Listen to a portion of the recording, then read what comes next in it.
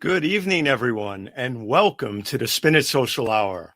My name is Stefan Kaplan, and I am the founder and creator of the 𝐼𝐡𝐞𝐫𝐞 Social Hour, which is a labor of love born out of care and concern for our photo community. And we are here every other Thursday, usually at 9 p.m., but this evening we're coming to you at 6 p.m. Eastern Time because we have a very special guest coming to us all the way from Croatia, and she stayed up extra late for us tonight. And although she's a night owl, she confesses she is staying up and ready for us. So it is going to be a pleasure to bring on Olga Karlovac to the show. But first, a little more about the show. So as I said, it's a labor of love created out of care and concern for our photo community.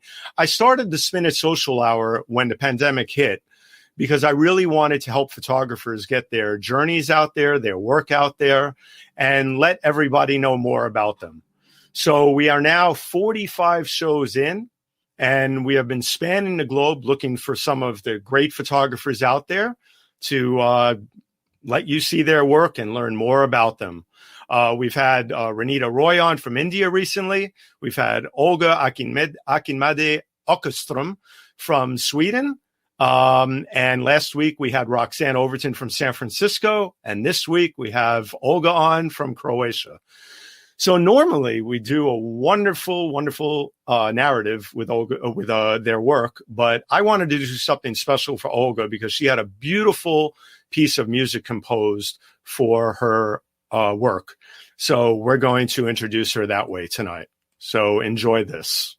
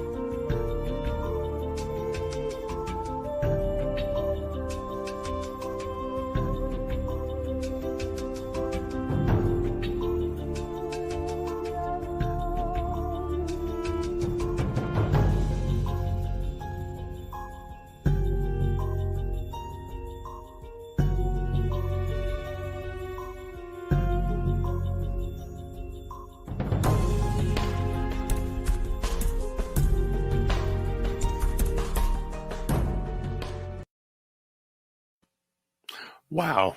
As absolutely riveting and beautiful. As a former photo editor at the New York Times for over 15 years, and now being able to live stream these photographers and bring this to you as a social media and visual strategist, it is my absolute pleasure to bring on Olga Karlovac.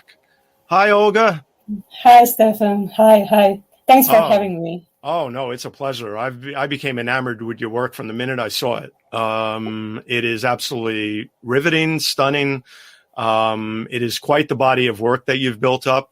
And thank you for staying up so late to come here with us tonight. No problem. And thank you one more time. So where are you coming to us from? I know you're in Croatia, but what is the town exactly? It's a small town in Slavonia region. It's a region of Croatia, not the coastal region, but more the north region near Zagreb.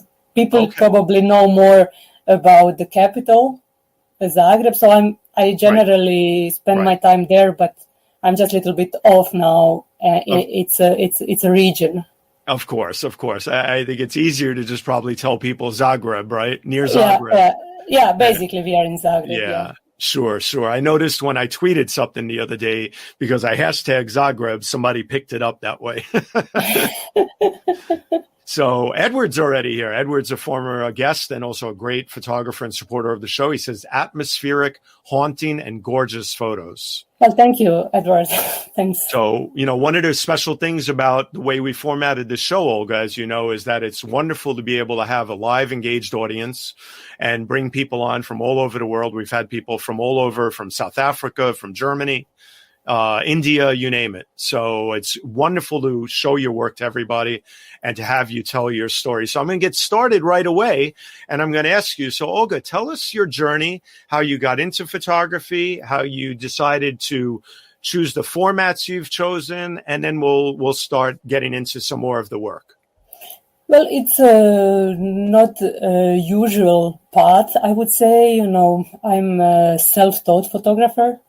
I didn't attend school. I mean, it just happened. Right. By profession, I'm an economist. Oh, okay. Okay. But photography came to my life as I was a child. I was always shooting something, and I was always attached to photography. But later, I just, my life went in different direction. Just did other things and didn't go to photography school or academy of art or something. Mm-hmm. And quite late in my life, I mean, in my 30s, I just discovered it back again as a way of coping with life, as a stress relief tool. And I just started shooting, and mm-hmm. This is where it brought me. Well, it's brought you to a significant point in your life, I believe, because, the one thing I really love about what you're doing is you're exactly what photographers need to be doing, in my opinion. You're doing several things at the same time. You're not only documenting things and you're doing the beautiful art that you do, but you're also publishing. And you're all over social media. You're a very avid user of social media, with Instagrams especially. And that's really important. So you've really brought it full circle for somebody who, works so hard at perfecting the fine art of photography. Well, it's been a challenge, really, to do it all together in a way, because it requires so many different skills, and it's very difficult to put it together. But in a way, you are forced to do it because it's simply how it works. It is, isn't it? Yeah, it is. Yeah. So I have a lot of passion for books, and self-publishing my photo books is something very important to me, and it's not something that I do. I do it for me. It's a part of my journey, part of what I love doing. Well, let me tell you, I was so excited when I opened up the package and I got this all the way from Croatia. And I have to tell you, it may sound weird to some people, but not to photographers. It actually, the ink, you could smell the ink. Yeah, I know. It's so new. I love it. It's like opening a Christmas gift because you can smell the newness of it. Yeah, it took quite a while to reach the level of knowledge to produce something like that. And I have to also admit I have a great team of people in Croatia who helped me with the printing company. Sure. But it's the third book in the trilogy, the last one. So the third one that I've published, and I just it started as a hobby, and it's stunning, though. It's stunning, and what's really, really beautiful about it is I love and we'll show a preview of it too that you did a beautiful video for. But I love in the book the way you space everything out. That there's plenty of photos that are divided up with black pages, not to be one of those books where every single page you turn there's a photo or everything's jammed together. Your use of space and your use of the black space on the opposite page with the abstract art that you've created in this fine art realm is spectacular, and I think you've done a wonderful job. Well, thank you. It's I put it as a story. I try to, when I make a book, I try to really reach another level. The book is like an art for itself, right? And when you take the book and start going through the pages, it has to be an experience of its own. It's not only the photography; it's the whole package. Then, as you say, the smell of an ink, the way it's been. The shot, the shots, the way they have been put together, the text, the quality of paper, and the whole package, then should just, bring you to another dimension. Oh, it does. It does. Because I love photography books myself, and I won't get into that. But the point is that I love the feel to your book. I love the dimensions, the square shape, and it all just plays a very, very, very incredibly professional team of experts. You can see put this together, a real talented team. So hats off, literally, to your team. Thank you. Well, they're so proud. And I think it seems like we have a bunch of comments and questions. So I'm going to see if we have any new comments and questions from anybody. We usually get a flurry of things. But Andrew Kavanaugh is here. Andrew is incredible. He runs 3 Photoshop groups on Facebook. Some of them have almost 200,000 people in them. Well, and he was wonderful to share this broadcast. We thank him so much. Jerry is here from Milford, Pennsylvania, and he's intrigued by your creativity. Jerry's been waiting all week for this show. Well, thank you. Thank you. Welcome, Jerry. Tim Sohn is here of Sohn Media Solutions, my colleague, and I call him my brother, Tim Sohn, the Tim and Jim Show. Hi, Olga, he says. Wonderful, wonderful. So, and Edward's here, of course, as we said, and wonderful photographer. Check out his show. But anyway, one of the things that I loved was thank you so much for being able to give us the opportunity to use an original score by somebody that was made just for you, to be able to highlight your work in the opening slideshow. That was magnificent. And I want to give credit to the composer because he's so amazing. And I want to quickly share the screen, and I want to show his Instagram page real quick so people can get a glimpse of him. This is Gary Posner, an award-winning composer, musician, and educator. Please find him at Sound is Everything on Instagram and get to know him, because that beautiful music was written just for Olga, just for the book and everything else. And he's done it for our other 2 books. Check him out, please, because he's a real talent and deserves some credit. So thank you, Gary, for doing that. We wanted to give him his credit where it's due. And Olga, so let's get some photos up here and let's start talking about your work. Yeah, sure. So let's start with something that me, coming from a background of 20 years at the New York Times and loving print to this day, I was thrilled. I was absolutely just giddy to see this photo of somebody sitting with a newspaper open, one of the big newspapers in Germany, that we will show the ticker for, that basically everybody can find online in English. But look at that beautiful spread you had. Tell us what it must have felt like. It's been fantastic. I mean, I felt honored that such a high quality and important newspaper published the whole page about my work. Right. I worked with Freddie Langer, and he interviewed me, and we spoke a few times. And I was so thrilled when I got my newspaper at my address, when I personally opened it, and when I saw how it really looks nice in a printed version. Oh, it's gorgeous. And I found a close up of it too. You know what I love about it is that the way they played the black type on the blue background, that just totally accentuated the photos, it's been fantastically done. I was so really happy that it really turned out so well. Oh, it looks fantastic on the print, on the actual print page. Oh, I love it. It's gorgeous. And it's so rare to get, European publications and other publications abroad are still to this day doing these beautiful layouts, and I applaud them for that. And the New York Times does its fair share too, still.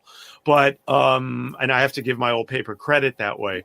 But the European papers are very, very big on that. I think it's great. I mean, I think it's so important that you still get those type of things, because you can't really feel the same way looking at that on your screen and having it in your hands on the paper. It's another dimension. Now, the other thrill for you must be, as a photographer and a published photographer now with 3 beautiful books and many other things to your claim to fame, as I would call it, is that, must be, I've always loved walking into bookstores, and I could stay in a photography section for hours. Yeah, But me too. it must be such a thrill to walk in and see your photos stacked up right there on a beautiful table, all laid out for the public to see. Yeah, yes, it is. I mean, it's obviously, it's fantastic to see your work, your books, everywhere, and people buying them and exhibiting your work. It's another dimension that then came along with all this.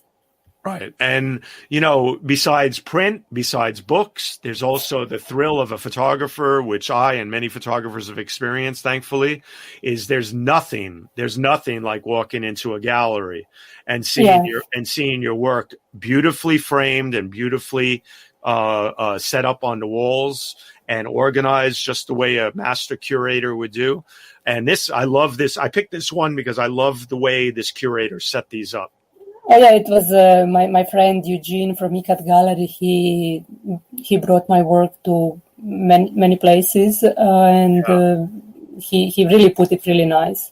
Yeah, no, he did a beautiful job. It's absolutely beautiful. And one of the things I'm going to do is I'm going to put you at the top because you deserve to be at the top. It's a little thing of mine that is always important. Give the photographer the spotlight. So one of the things also that I wanted to talk to you about was your journey into photography. You talked a little about, but talk to us about your passion for abstract black and white and dive a little deeper into that. Yeah, well, it has been, the way simply I shoot. It came to me pretty quickly during my, the way I evolve as a photographer and as an artist. I started shooting more and more in motion, using a slower shutter from behind rainy, blurry windows, using reflections, and doing it all in black and white because for me it's kind of simple but strong. Mm-hmm. I think it also brings the emotion that is more attached to me as black and white than in color. And for some reason, that's how I see it, I feel it, and it works for me. Yeah, no, it's beautiful. I'm so glad that many photographers from around the world still embrace black and white photography, and that it's still highlighted in many avenues of photography, including, I know you said you were highlighted in Black and White Photography magazine. Yeah, Black Yeah, sorry. Right, yeah. Exactly. And we'll show that in a bit. But one of the other things that I wanted to talk about that, like I said, you're the full package, Olga. You do everything. And I'm really impressed because... Well, I'm trying. Yeah, but you know what? You deserve all the credit in the world for that because let me tell you, as somebody who does wears many hats, as I would say, it's not easy. And what you have done is you tackle all of it. And this is with a new startup called Speakeasy, which actually was called to my attention by a great photographer named Gary Hirshhorn. And Gary told me about it, and then I found you on it. And that's how I found you, Well, that's fantastic. You see, you never know, when and where you're going to meet someone, find his work. That's how I found you. I looked at Speakeasy. I saw this. I went to your Instagram page. So thumbs up to Speakeasy. Big props. Absolutely. As we say here in the States, big props to them. Yeah. Because they are great support. Yeah, because tell us about this, Olga. Tell us about what you're doing with Speakeasy. We plan to start a workshop online. It should be an intimate workshop where I would teach in 4 sessions of about 2 hours people about how to, produce your own photo book. But it's not only about the pure production. It's the whole package, about shooting, about having an idea, about how to put it together, how to, feel really that photo book, Right. being something of your own, and I want to share my experience and work Well, with. speaking of experience and works, oh, Edward's here. I knew Edward was going to chime in. Edward loves fine art photography. So my guess is the black and white film photography from a grain structure I can see, really beautiful. Sorry, my guess is It's digital. black and white film photography from a grain structure I can see is really beautiful. Oh, it's digital. Okay. Yeah, I use Ricoh HR. Okay. Well, if you It's can not. you can fool Edward, you can fool anybody. Well, usually people think it's film photography, but it is digital. It's I think it's a compliment. No, I knew it was, but a great comment by Edward regardless, because the point is that it shows it resembles true black and white photography. I agree. I used to love shooting 3200 speed film back in the days, and I used to love going out at night and finding great night scenes in at 3200 speed black and white film. Yeah. Yeah, no, definitely. But this is wonderful. I hope people check out your section on Speakeasy, and do check them out and see what Olga's teaching there. But let's put the photos back up and let's get to some of your work so you can talk about the actual work here. And we are going to get into it with some beautiful, beautiful fine art photography here. So, Olga, tell us a little about, even though it may not be the photo from that. So you have one book. The first book was called? Yes, the first book was called Before Winter, and this is a shot from the first book of the trilogy. Okay. And then the second book was called? The second book was called The Disarray. The Disarray, and now the third book, the third book is called, well, I love the name, Escape. Yes. Right? Yes. Right. So tell us a little about winter.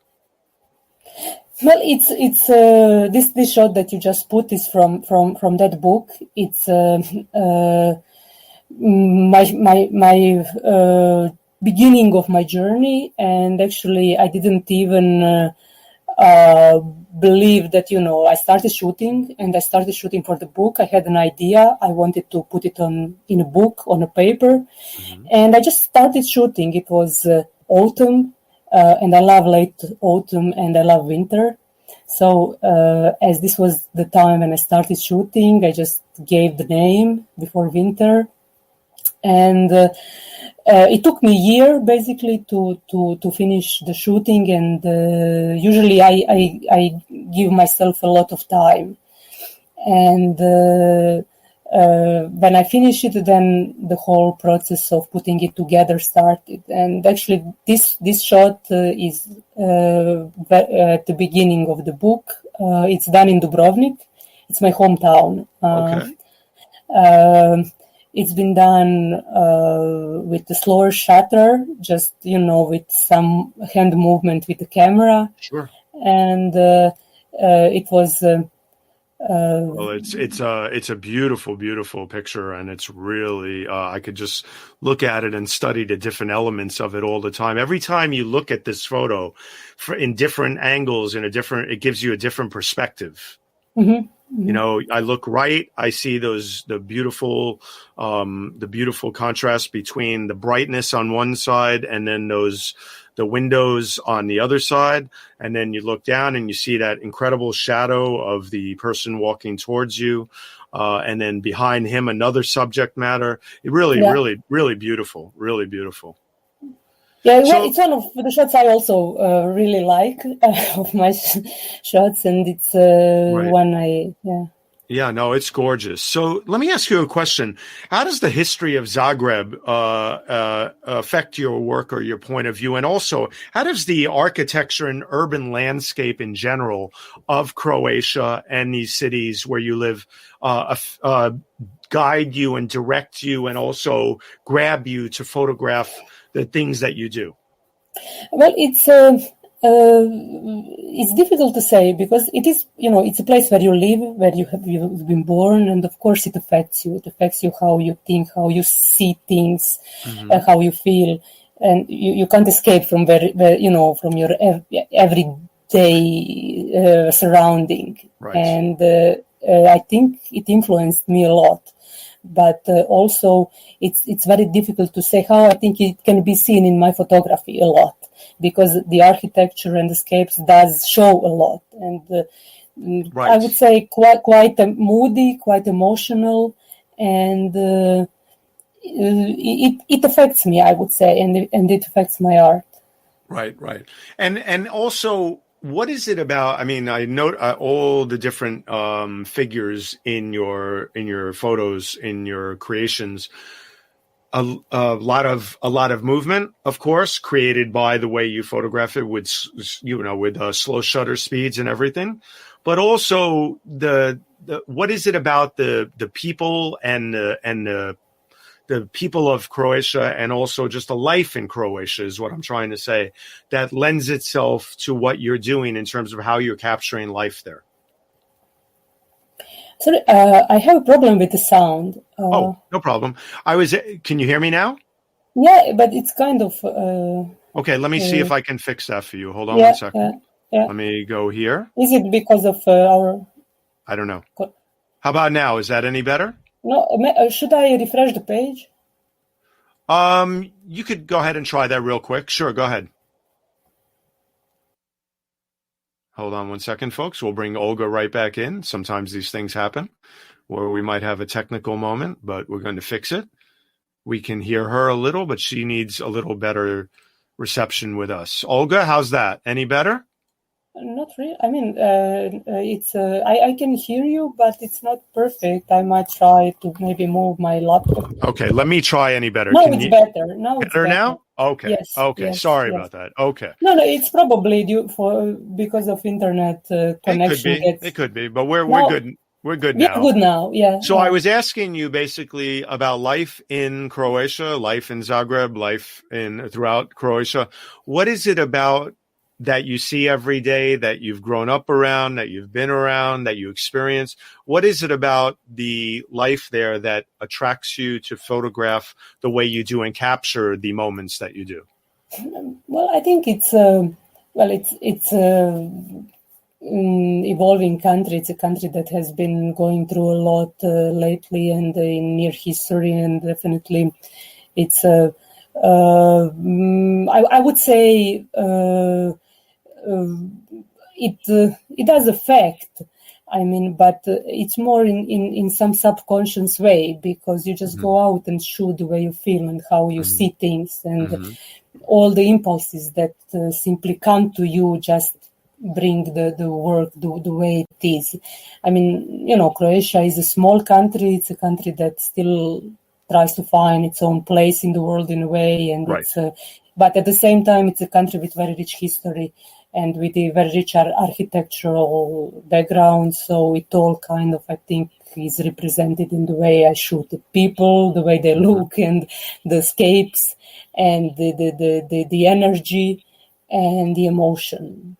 No, you definitely have a different perspective than anybody who just visits would have. That's for sure. So one of the things that I wanted to also highlight about what you're doing is I wanted to show a little quick section of the book that you made, which is going to be beautiful to show. So let's show everybody how you've done this and how beautiful the video you made on this. So let's check that out real quick.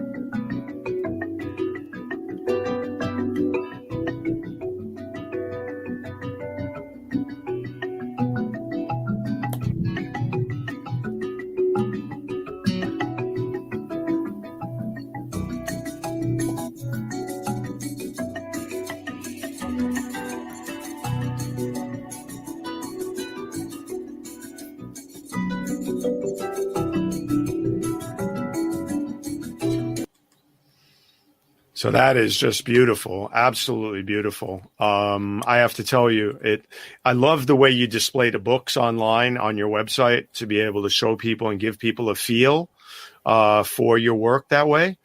And it is just gorgeous. So what I want to do is I want to go and I want to put this back up. You know, when I came across this photo, it became instantly one of my favorite photos. This is also from winter, correct? It's from before winter, and it's also before winter, it has been taken in Dubrovnik as well during a snowstorm. Yeah, I love snowstorms, so it captured my heart and my eyes right away. It's beautifully done with the angle and the contrast of the woman coming towards us. It looks like a woman. It was a woman, yeah. In black with all that snow and that slow shutter speed. Well done, well done. Well, thank you. It's one of my favorite shots as well, and it's a very rare situation actually, because Dubrovnik is It's on the Adriatic coast, and it never snows. So basically, you get snow once in a decade. Wow. So you were, and I was lucky one. Yeah. You know what? You were lucky. Absolutely. I think that's wonderful. That's absolutely wonderful. And, the other thing that I wanted to hit on was, this next photo right here. You also do, between the three books, I have to ask you this question, actually, between the three books, it's a hard question to ask a photographer. But which of the three books so far is your favorite? Well, That's a tough question, right? It is, because they're so different, and they have a different. Although they are part of the trilogy, and I all see them as one path. So I see them as a package. Mm-hmm. I like them all in a little bit of different way, because I was in a different state and different place when I made them. But, you always prefer the last one, the one that you just made. Right. But looking back now, it's a difficult question, because they're, I see them in I would say the last one, because it's the last one. If I ever decide to go for another one, then it will be that one. Sure. Well, let me ask you something. When you decided to when you did the first book, how did you decide to go from the first title to then something like Winter, and then to something called Escape? What was the thought process in developing a trilogy of books, in a way, of the way you document the life in Croatia that way? Titling the first one Before Winter Came, because this was the part of the year when I started shooting for the book, and also the part of the year that inspires me. Mm-hmm.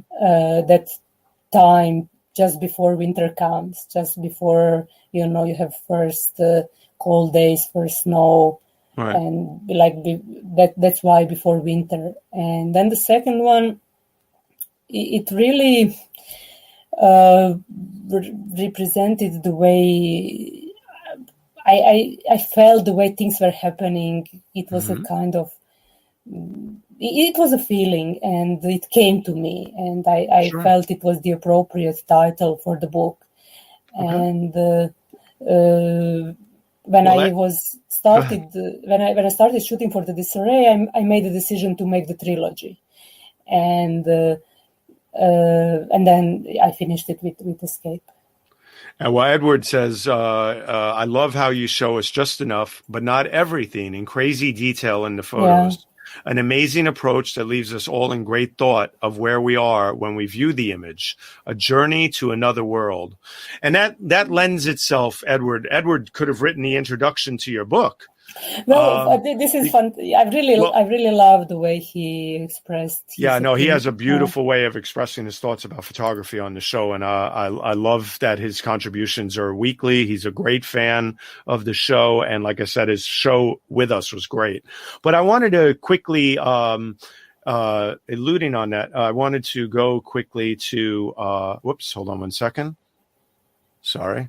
But I can hear you well now. That's an improvement. I wanted to go to your website for a second, and I wanted to bring it up for 1 second. And the reason is I wanted to highlight something here that I think needs to be read. So, Olga, 𝐒𝐡𝐤𝐴 wrote, Olga Karlovac is a photographer who explores the darkness and the mystery of the unseeable world with a haunting and painterly eye. Her camera is like a cosmic antenna turned to project the impressionistic frequency of the space between reality and every other possibility under the sun. Escape is an exploration and a celebration of everything the camera isn't supposed to be able to do, giving us a glimpse of a world we would not otherwise be able to see. I have to tell you, that is absolutely beautifully written. Yeah, I loved it. When he sent me his foreword, I was so thrilled and happy and emotional about it. And it absolutely beautifully details your work. I agree. He's a great guy. Yeah, I can see why you pinned that at the top of your site. Yeah. I loved it as well. And no, it's gorgeous. He did a brilliant job with his writing. He should write more. He should. And speaking of brilliant jobs, one of the things I want our fan base and our loyal viewers to do is, please, everybody, make sure you share this broadcast. We love your likes. We love your hearts. We love your comments. And we love your attendance here, being here with us every 2 weeks. But please hit the share button so that Olga's work can get out there and that everybody else can see it, whether it's on replay or not, on YouTube, etc. But please do that for us, and that is the way to really amplify Olga's work. So thank you very much for doing that. Yeah, thank you from my side as well for sharing. Absolutely. This photo right here is so unbelievable. It is so cool. It is so, it draws you in and makes you sit here and just think for a while. I mean, tell us about this photo, Olga. Well, it's been done in Dubrovnik as well. It's in Old Town during quite rush hour, I would say. A lot of people were walking, and this is the main street, well known even in the world, called Stradun. Right. And I was just walking quite fast behind a few people, and just intuitively took a shot, and from just walking behind them, and turn out that way. It was quite a sunny day, and the shot has been done during the day, of course. It's just your technique is just spectacular. In fact, we have our first viewer from abroad this evening. We have Rose Karen here from South Africa. Rose is here, and Ruth Spicer is here. And she says that well-worded description on your website aptly describes the type of photography that you impart to all the viewers. And Bimal Nepal is here from Cambridge, Massachusetts. Bimal is a wonderful, wonderful photographer from Cambridge. Thank you, Bimal. And shared it. And he shared it, too. Thank you, Bimal. Thank you so much. That is the way, folks. Share, share, share.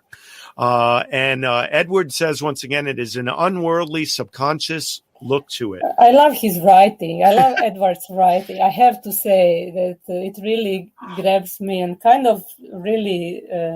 Oh my God, I apologize to Rose. Rose, I'm so sorry. We have viewers from all around the world. A little slip up on my part. And please, everybody, Rose is from New Zealand. So we've had viewers from South Africa. I got two people mixed up. Apologies, Rose. I love New Zealand in my dreams. I hope to get there soon. But Edward, maybe I should hook you up with Edward to write your next introduction. Well, once if I decide to go for another book, why not? I love how his words come. Well, that's the beauty. That's the beauty of social media, and that's why I love having this multimedia approach towards presenting things. and getting the world involved. So, we have, like I think it's great. I think it's the best way to actually, in this online world now, yes, to present art.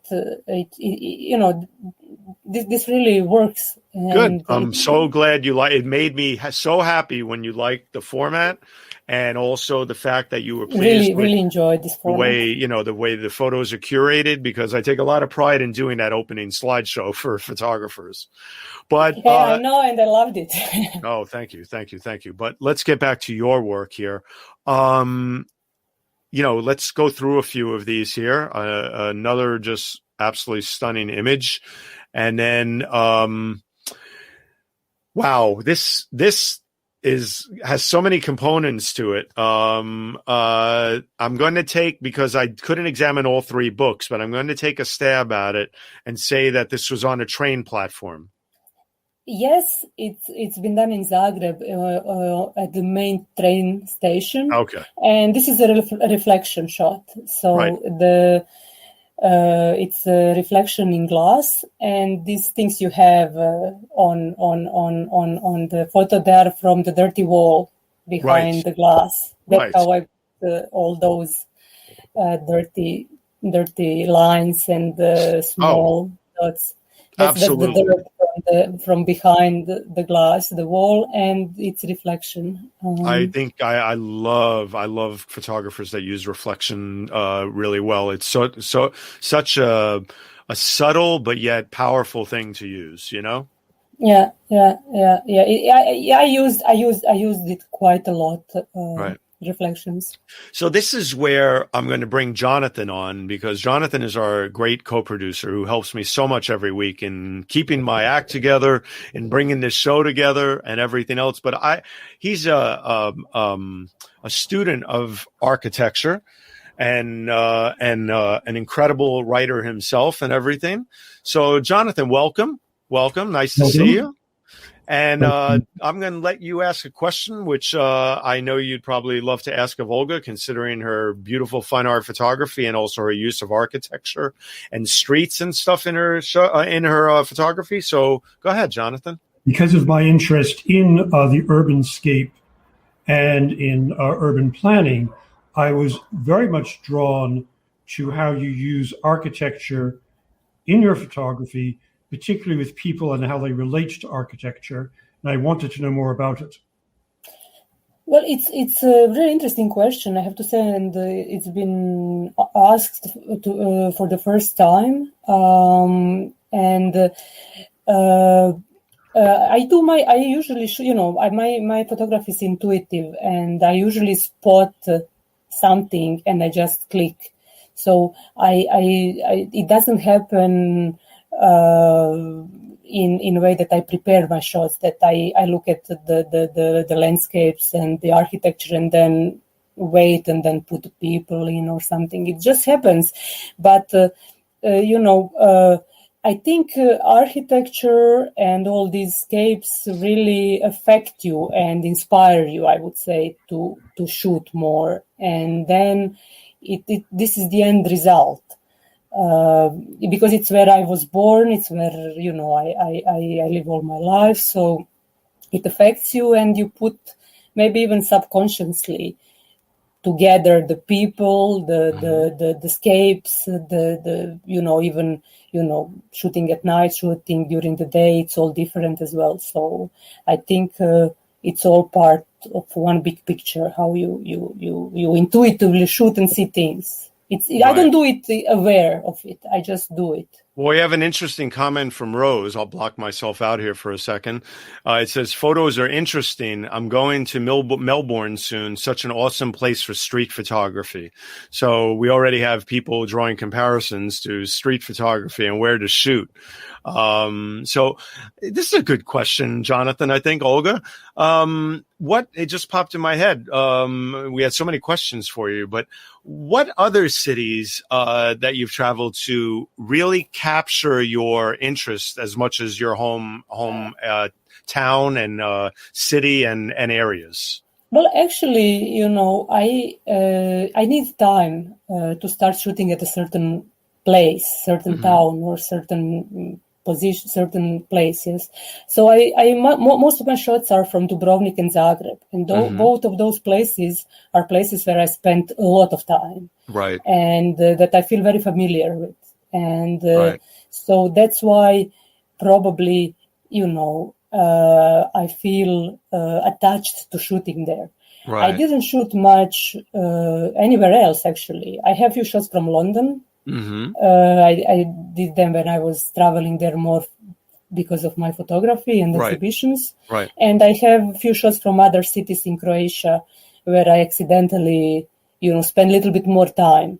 But I do need time before I start shooting. I can't just, pop up somewhere, take my camera and just shoot. I need that feel of the energy of the whole place. And as Jonathan said, the architecture and the people.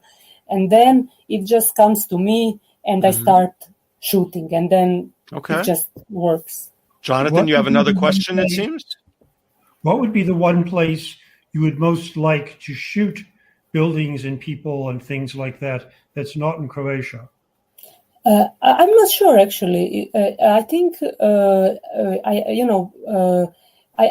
let myself to be surprised, and it would probably be a certain place where I would spend more time there, just to feel accommodated and to feel better and to feel the energy. But maybe you never know. I mean, what will inspire you? No, you don't. You really don't. And actually, go ahead. I'm sorry, Olga, please. No.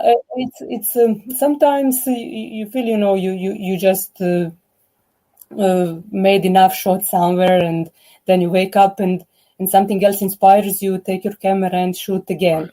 So I would like to go to some cold towns, somewhere with a lot of snow, with a lot of rain, because the energy of winter and the energy of bad weather inspires me much more than the sun and the cold and the hot weather. Right. So to answer the question of Jonathan, it would probably be some old historical town somewhere in the north.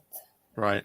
Okay, that makes that I can see you going to just that type of area too. That type of area, yes. I do. I feel that in your work and in your eye, and also, like you said, you go somewhere and you have to be there for a bit to really capture the energy, the feel to the area, the feel to the people, and study the architecture a bit and look at things for a bit, not just get there and start shooting. Yeah. And then it just happens. At one point, it just happens. You connect and you feel the energy to shoot. Absolutely. But I would say it would be that type of town, for example. Absolutely. Well, thank you, Jonathan. Thank you. Okay. Ciao. Okay. See you soon. Okay. So that's our usual. I bring Jonathan on to ask a couple of questions because he does a lot of work with me all week in structuring the show, and I couldn't do this without him. And we've been a great team together, so I appreciate him so much. But tell me a more now as we segue into this. We've got about 10 to 15 minutes left. One of the things I wanted to segue into was what draws you in when you're photographing people, as opposed to photographing them possibly in certain angles and when they're walking away from you or other things. What is it about working on portraits and other pictures of people when you're trying to capture a little more intimacy of them? Well, it's as they are all, street shots, and it's not that someone will sit and pose for you. No. So you have to really. I mean, the base thing is the same. Something grabs your attention. Someone walking towards you, and you decide to click. You decide to make a shot, and it is a bit different than when you shoot silhouettes running around. That's right. But the basic thing is the same, that they grab your attention. So I'm curious to ask you a question, because I'd be interested to know have you ever ventured into medium format photography? No. Okay, I was just curious. So what do you shoot with, Olga? I never even asked you what you shoot with. 𝐒𝐡𝐞𝐫𝐤. Okay. And HR2. I mean, it's a small packed camera that Sure. Is used quite a lot in street photography. Sure, of course it is. I mean, it's not even expensive camera.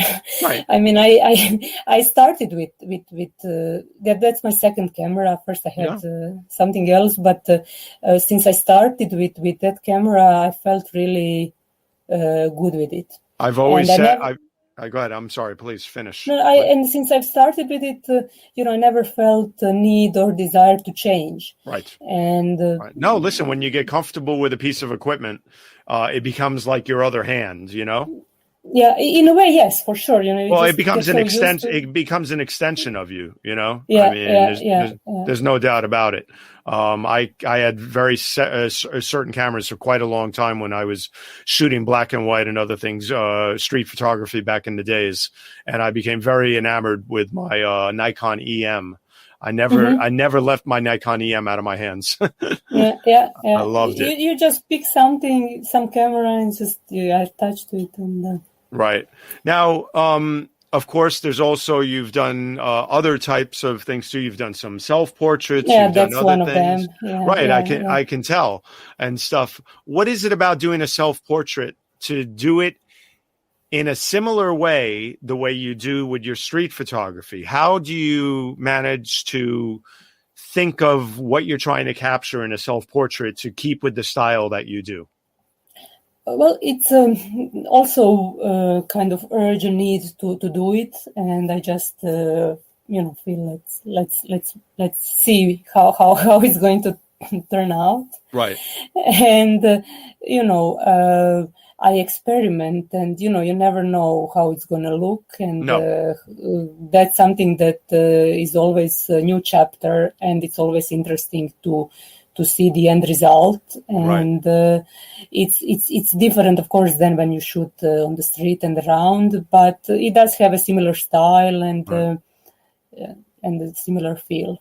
Right. Now, I love I'm a big fan of pure street photography in terms of like capturing a lot of beautiful lights and motion and everything. And, I love this, of this gentleman walking down the street. Mm-hmm. It may have been raining. It may have been not. But I definitely see, if I'm correct, he's probably walking his dog late at night. He's walking. It was during quarantine times, during this pandemic, and I was having it was during that period. I mean, it was he was walking the dog, and it was wet, and it was.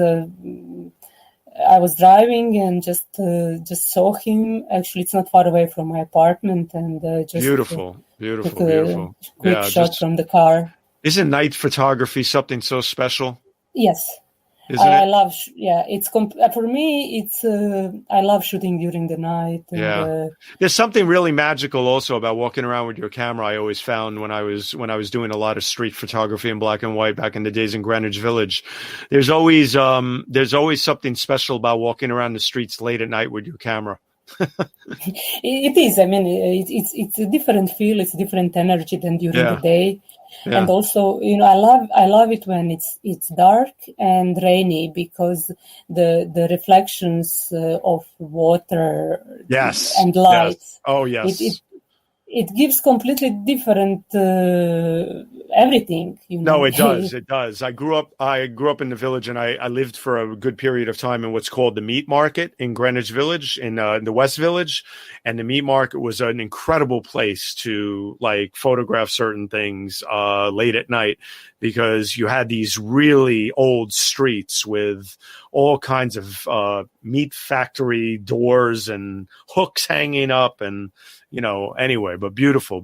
I love this photo. Well done. What I love is how light transforms during night, and especially if it's rainy, and you get you do love to shoot in the rain, don't you? yeah, I love it when it's Yeah, I noticed that from your books. I've studied a lot of your photography preparing for this show, and I have to tell you, I always love discovering new and incredible photographers such as yourself, especially ones who gear themselves towards literally their own space, because there's a lot of photographers out there, and there's a lot of very special photographers out there, but fine arts photography has a very special place in this world. Yeah. So Edward says, do you ever use condensation on the lens? Oh, interesting question. I remember breathing on the lens and shooting on cold, rainy days. Good. I like this, Edward. And to me, that was one of my best filters ever. Well, that's very creative. I might try. I never tried it. I didn't get that idea. Wow, Edward, you just gave me something to play with there. I never did that. I use rainy, blurry windows. This one, the shot that you are now showing, is the one that has been done from behind the rainy, blurry window. Well, we just got a photographer I know who's going to love your work. Peter De Silva is in the house, and Peter De Silva is a fantastic photographer, and I'm sure he's going to check out all your work. Life Squared. He has been a former guest. Anyway, but Edward, that is I love that, man. Yeah. That is really, I'm going to have to, Olga and I are going to see who can take I'm going to start doing. Okay, you're probably going to beat me to it. I love it, Edward. Very good. I love it. So welcome, Peter. Welcome from San Francisco, Peter De Silva. Thank you for being here, my good friend. So let's move on here. And oh man, I tell you, the curves in this photo with between the rain and the slick street and that woman walking away with her umbrella and the bag and everything and the train. Wow, just magical. That's why I love shooting during rainy days and from behind. This is the same as from the last image you showed. So basically, that's the same way of doing it. That's right. And just wow, beautiful. And like I said, I know you love to take the range pictures, and I'm glad you do, because you really capture them magnificently with the slow shutter speed. Using a slow shutter speed like that is a cross between, of course, as you said, it's always a cross between technique and also something magical that's just going to happen. Yeah, I agree.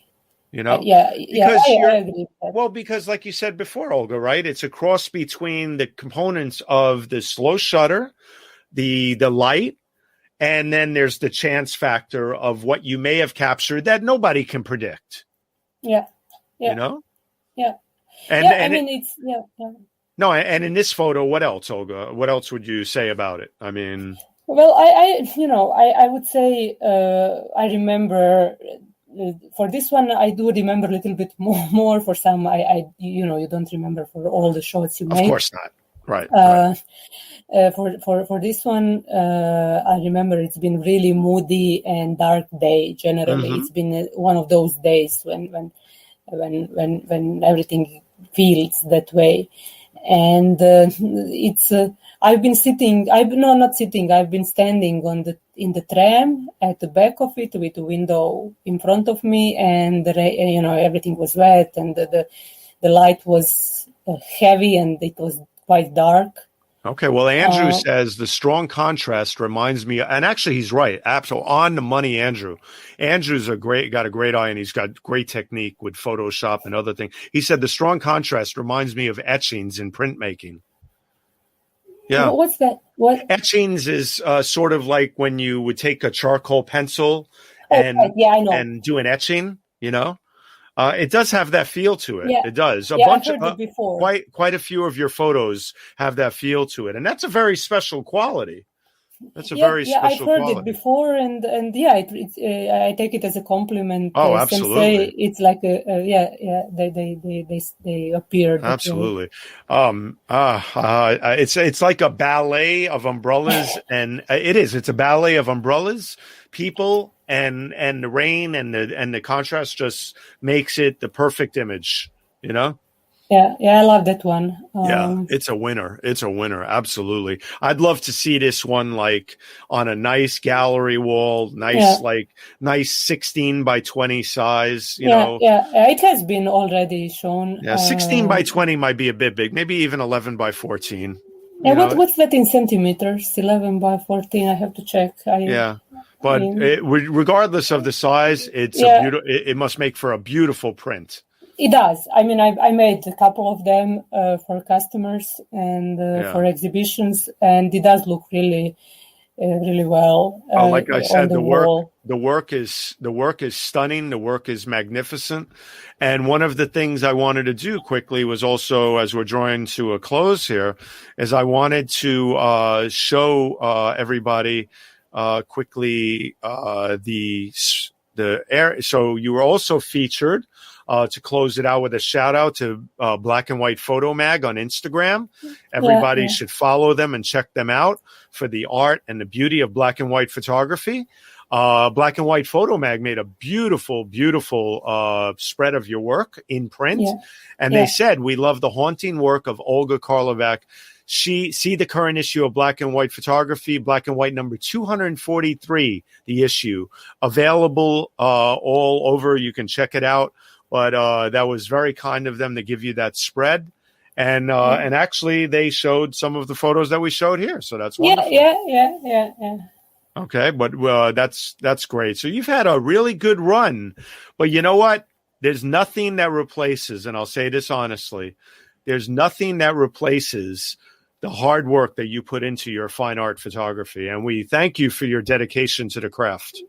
Well, thank you for having me on this show, and it's been really a pleasure talking, and hope people enjoyed it and had a nice time. Absolutely. It's late. I would normally keep you. If you want to wait for 2 minutes, I just have to close the show and I could say goodbye. If not, I understand if you want to go to sleep. No, I'll keep waiting, and I'll leave you with a little laughter here. Peter De Silva says, "Sorry for joining late, Olga. I just picked up a couple of new foster dogs." Peter's been adopting a lot of dogs, and he's a wonderful human being, and he's been saving a lot of dogs because there's been a lot of things going on. So, well done, Peter. And he says, "I will rewind and watch it from the very beginning." So there you go. Thank you. Thank you, Peter. So, Olga, hold on 1 second. Yeah. I'm going to do a couple of things that we do at the end, and then I'll be right back with you. Okay. So, Olga, actually, why don't you do something for your beautiful people in Croatia? Why don't you say goodbye in your own native tongue? Okay. 𝐷oviđenja. Okay. There you go, everybody. Okay, Olga, I'll be right with you. Okay. Okay. Okay. Thank you. Hold on. All right, everybody. It's been another great Spin at Social Hour. I really enjoyed this one because I love black and white photography. I know you guys do too. Thank you for being here. I have a couple of things I want to mention real quick, so please hold on. Don't just abandon ship here. One of the things that I wanted to mention was that a good friend of ours, Andrew Kavanaugh, who has 3 Photoshop groups on Facebook. You have to check them out. Find him right there. Andrew Kavanaugh is doing Creative Pro Week, May 17th through the 21st. And please check that out. I'm going to take the banner or ticker off for 1 second to show what's beneath it there. But you can save $100 on any multi-day pass with the promo code CPWP SLR at creativeproweek.com. Check it out and hook up with this great workshop. Okay. So thank you very much, Andrew, for sharing that with us. And then the other thing that I wanted to do was I wanted to mention our sponsors. I've left these to the end this show because please stay tuned and hear from them because they do a lot by sponsoring the show. But I didn't want to interrupt the flow of Olga's work tonight. So one is StreamYard.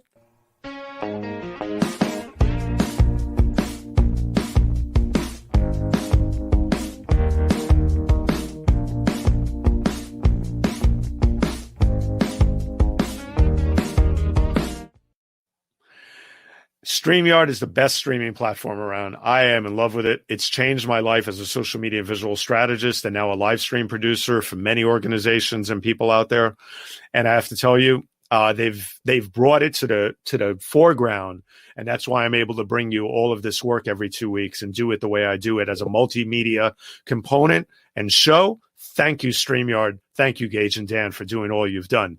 So, and finally, I want to mention my sponsor, Real Talk Live from the Barn with visionary brand strategist Emilio Pardo. And we just did a show yesterday that you can catch. And let me tell you, it was amazing. And it was basically a show with Chris Gardner from the Pursuit of Happiness. So please check it out. Real Talk Live from the Barn on YouTube and on Twitter at PardoVision. And check that out. And here is a glimpse of the opening of Real Talk. And we will have a new show very soon.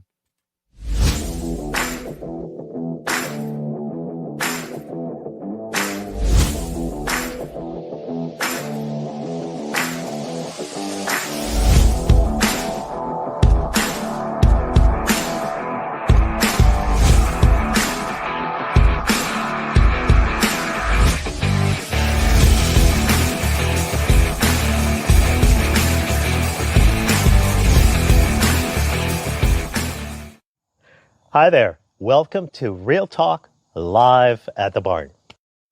All right. There's Emilio right there. Like I said, Chris Gardner from the Pursuit of Happiness was our guest yesterday. So please check it out. I'll drop the link in the comments. It's a great interview with one of the great inspirational stories out there, from homeless to multi-millionaire stockbroker and inspirational speaker at even such places as the United Nations. Chris is an inspiration to us all. And I want to leave by saying, check us out in 2 weeks. I'll have another great guest. And for now, check out Olga, spread the word about her and her work. And we thank you for being here once again. Stefan Kaplan for the Spin It Social Hour. Thank you very much for being here, everybody. Good night. Take care. And be safe.